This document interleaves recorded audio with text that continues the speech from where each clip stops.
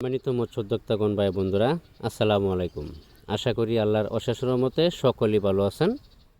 আমার এই ছোট্ট ভিডিওটি দেশ এবং প্রবাস থেকে যে যেখান থেকে বসে দেখতে পাচ্ছেন, ভিডিওটি ভালো লাগলে অবশ্যই একটা সাবস্ক্রাইব করে রাখবেন পরবর্তী নতুন ভিডিও দেখার জন্য।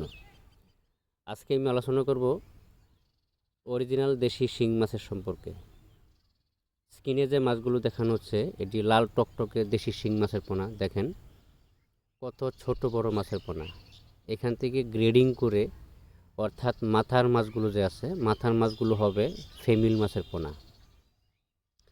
আর নেরজালটা যেটা বের হয়ে যাবে মাছটা, এই মাছটা হলো মিলের পোনা। তো মিল মাছের পোনাটা যে আছে, এটা আপনার 5-6 মাসে 30-40টা কেজি হবে।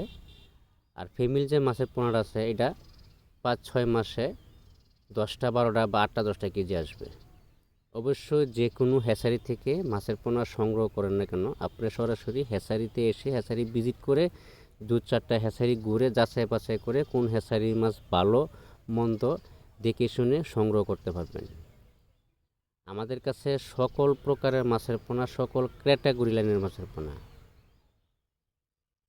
সবসময় পাওয়া যাচ্ছে।